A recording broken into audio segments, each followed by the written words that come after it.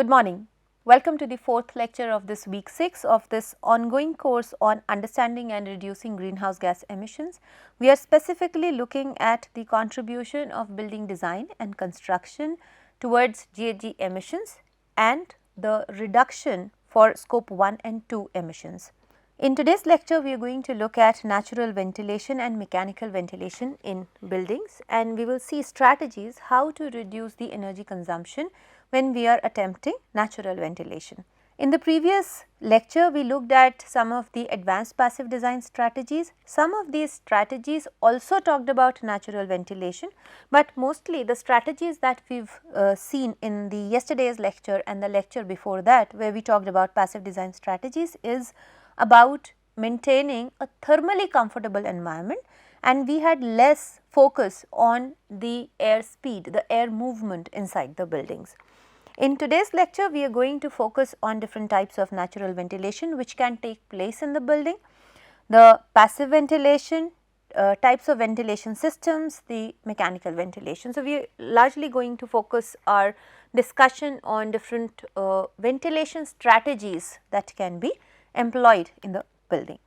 So, when we look at the different types of natural ventilation that can happen inside the building, so we are looking at cross ventilation, and we have seen in the previous lectures how that can be facilitated.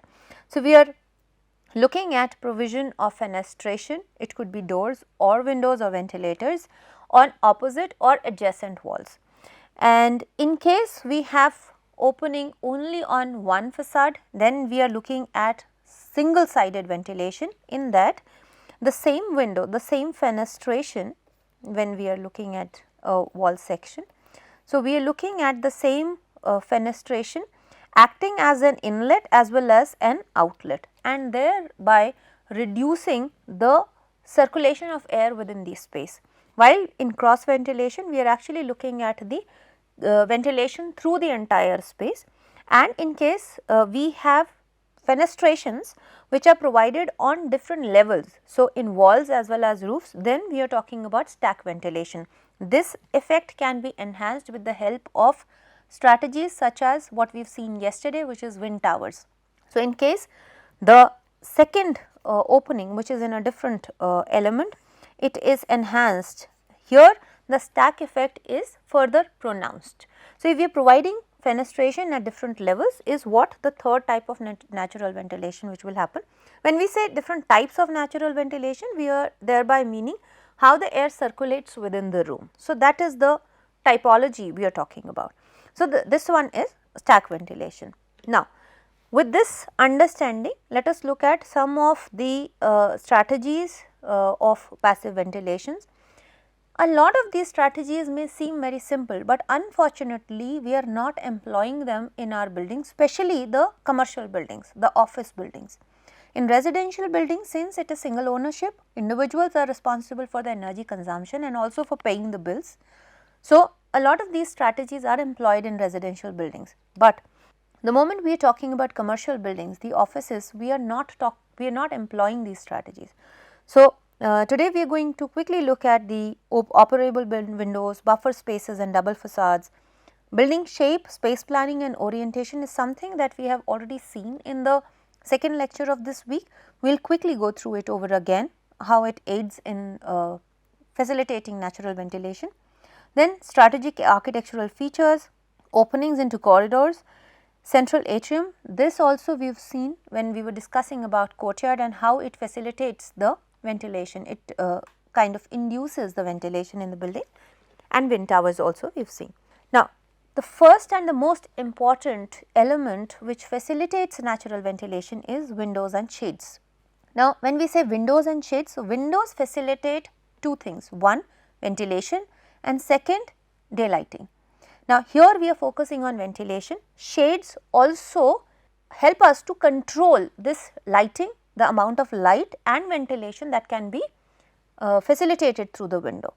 Now, what is happening in today's times is that more and more of these commercial buildings, because they are centrally air conditioned, and for operational limitations where they cannot be providing operational controls to individuals. Manual controls are restricted, and hence we would find that in majority of the commercial buildings, the windows are sealed, they are not openable, they are closed windows. Despite the fact that 60% of the time in our country the temperatures remain between thermally comfortable range. Despite that, we are not able to bring in the air from outdoors to the indoors. There are other reasons for that, the level of pollution, the level of particulate matter in the air is also restricting us to open the windows. But even where the possibility is there, the operable windows in commercial spaces are not being provided. Now, we are talking about allowing that as the first strategy to enhance comfort. But of course, the moment we say that, we also have to see that there has to be an integrated system where the system senses, identifies, or if manual controls are being provided, the air conditioning system is automatically stopped and only natural plus mechanical ventilation is provided. Now, this will happen only in case the thermally comfortable environment outdoor prevails. So, we have to provide windows which are openable in buildings, if not all, then strategically some windows have to be provided which can be opened manually, and manual overrides have to be provided over the program that has been provided for operations. The second thing is shades. Now, shades, as we are seeing here, are the blinds which are the internal shades most of the time. So, we can close those shades or we could open those shades. We are also talking about the permanent shading devices which we have seen in the passive design features. We have to design these window shades in order to cut down the sun when it is not needed, still allowing for the daylight to be passed inside the building. The second thing we are talking about when we say natural ventilation has to be enhanced is the building shape. So, as we have seen, how and where these windows fenestration are being provided determines how much area is likely to remain naturally ventilated. So, if we can see here, this is slight stack effect in place here. So, the opening is provided in the direction of the wind and this acts as the inlet and the outlets are two. So, what is going to practically happen is that the hot air is going to rise up and is going to exit through the higher fenestration, while the cooler air, the relatively cooler air is going to exit. Now, this is absolutely dependent upon the direction of the wind, predominant direction of the wind. What if the wind, the prevailing wind direction is this?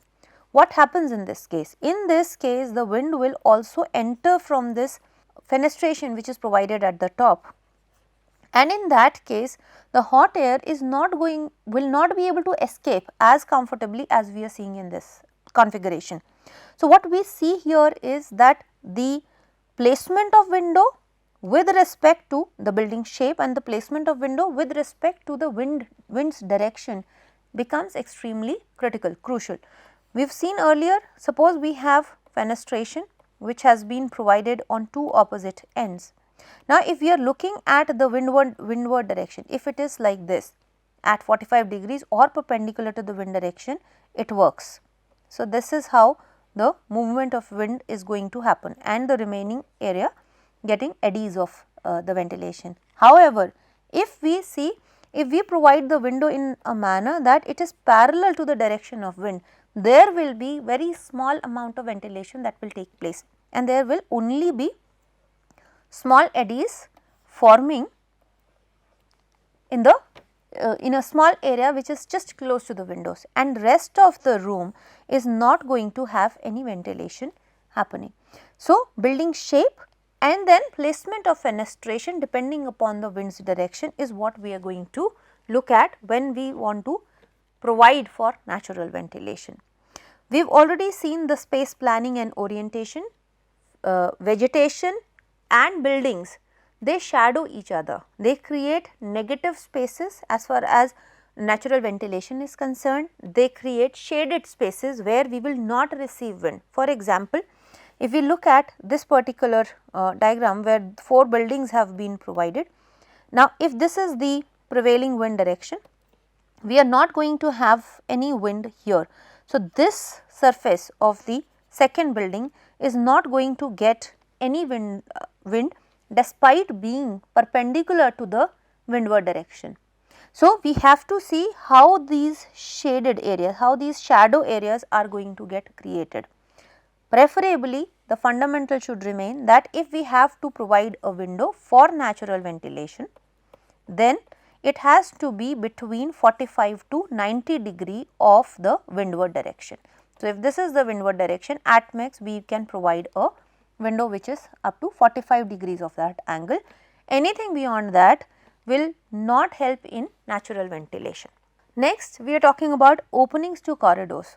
Now, corridors can act as facilitators provided their ends are treated well. Now, what happens? For example, in this case, if we have enclosed ends and there is no possibility of ventilation of this corridor from both the ends, then this corridor will not aid in natural ventilation. However, if we have here in this case they have provided a staircase at the end of the corridor, both the sides they provide. Now, this staircase is going to have a continuous shaft. The staircase is going to remain open provided we do not have a fire door here which remains closed all the time. If this door remains open, in that case this stack, this staircase tower which is going to be there will act as a wind tower, and all we have to do is to the top of it we increase the story, the height by another story, which at least one story we already have, one more story, and we provide exit for the wind.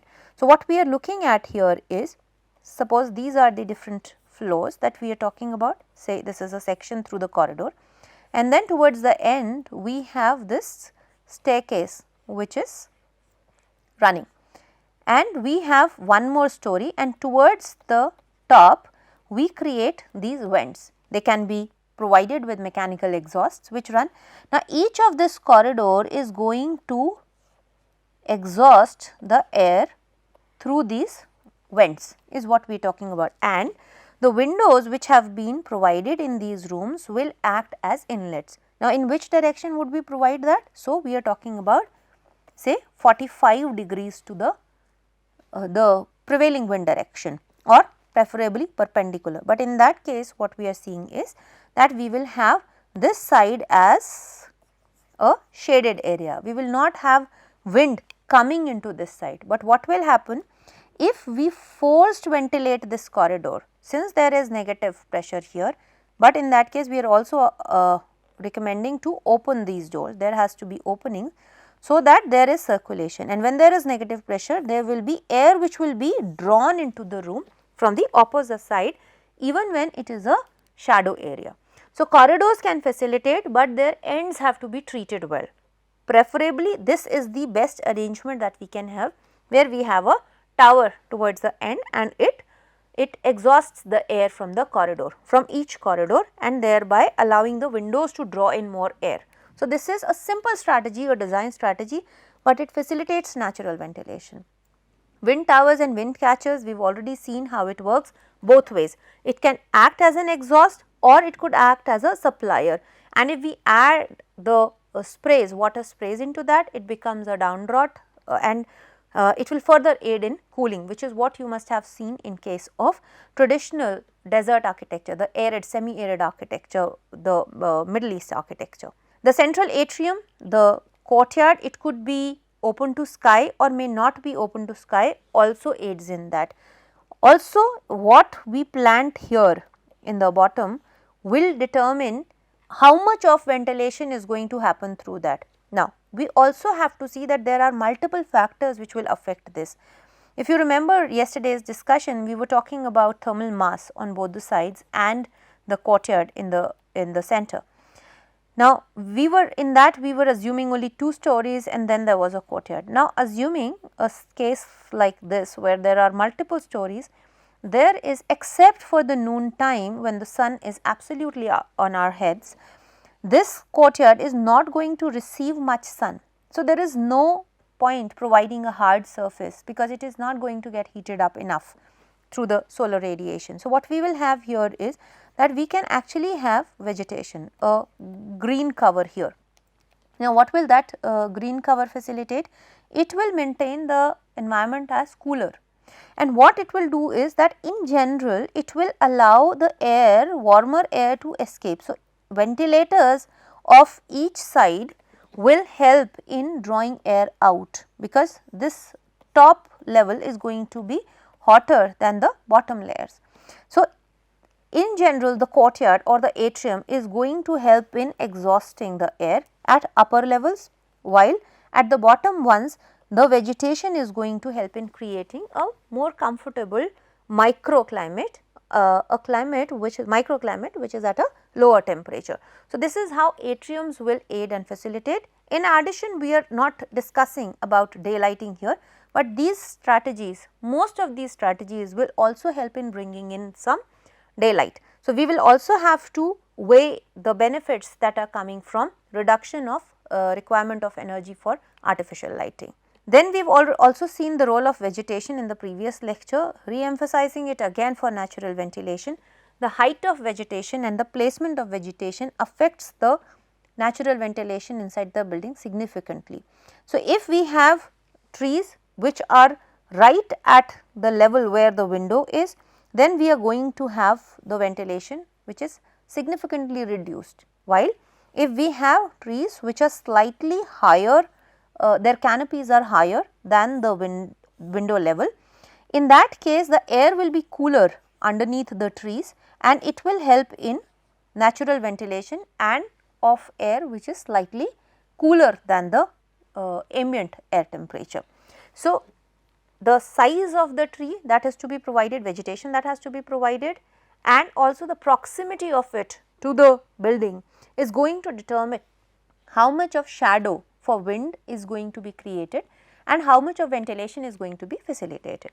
Now, when we these are passive design strategies that we are talking about, but now when we talk about commercial buildings, if you are working with corporate offices and if you are looking at their offices, you would think that practically it is impossible to have only natural ventilation in the building, because we will require, we are situated in bigger cities and it is a huge office and less possibility for natural ventilation. Even if it is there, it is impossible to maintain comfortable environment without mechanical ventilation. Yes, mechanical ventilation will have to be provided, but what we are saying is that natural ventilation should not be cut off entirely, or both can be provided to reinforce each other.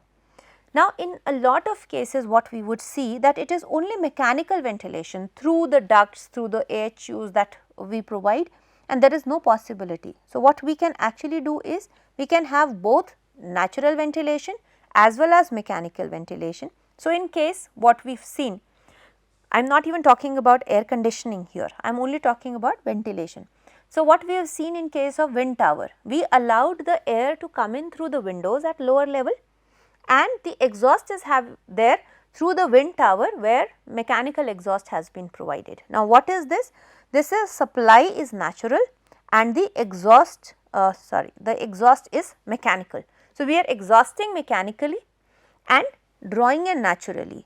We can also have natural where there is wind tower and we provide the wind tower in such a manner that natural wind, the wind which is there naturally, it is drawing the air out, it is exhausting.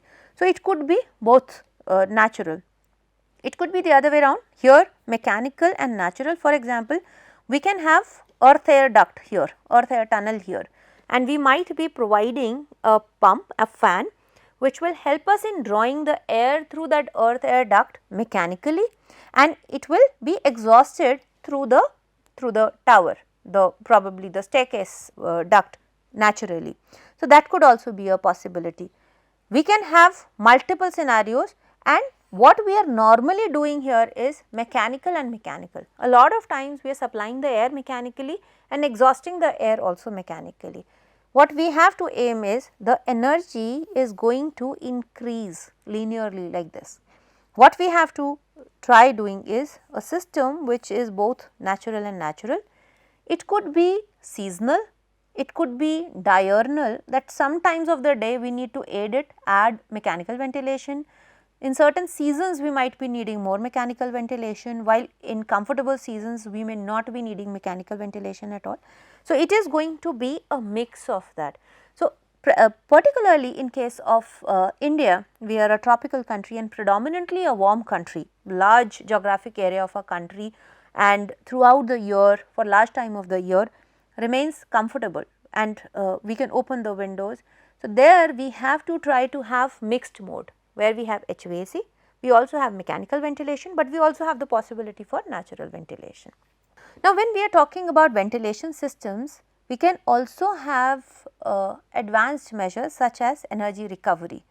Now, this could be, so what does energy recovery implies? That if we have, specifically in case of air conditioned buildings, where we are either cooling or heating the air.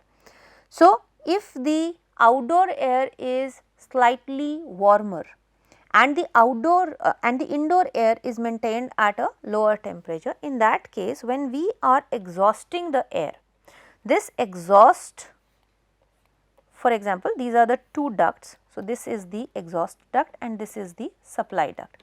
Now, the supply air is going to come at say 35 degree centigrade from outside. So, this is a warmer air which is going to be sent to AHU here, and then it is treated, and after that it is supplied into the space, and from the space it is going to be sent to exhaust. Now, this might be at 35 degrees when it is going to be sent to AHU, the HVAC plant, and when it is exhausted from the space. So, when it is supplied into the space, it is probably at 15 degrees or 12 degrees or 18 degrees, but even when it is leaving the space, it is being exhausted out, it is only at 25 degree centigrade or 23 degree centigrade. There is still a difference of 10 degrees here. So, what we will do is that we will have an energy recovery. So, the air is not mixing, but the heat from this cool air, which is the exhaust air, higher in carbon dioxide, will take the heat from this air which is at 35 degrees. So, while exhausting, the coolth of this is exchanged between the air, and this is what is energy recovery. And by the time this air at 35 degrees, the outdoor air, is supplied into the AHU, it is already say 30 degrees. If we look at, if we are able to do a most efficient energy recovery, then this will be already cooled down, it will be pre-cooled by 5 degrees, thereby saving a lot of energy to the HVAC system. So, such mechanical systems are available which should be used when we are going for mechanical ventilation in addition to the natural ventilation. With this, I will stop here. There are many more mechanical systems which are energy efficient, which have to be employed in the buildings, which we will talk about later. But the first step towards designing efficient buildings have to be naturally ventilated. These buildings have to be naturally ventilated. With this understanding, we will move on to daylighting in the next lecture, the last lecture of this week tomorrow. Thank you very much for joining me. Bye-bye.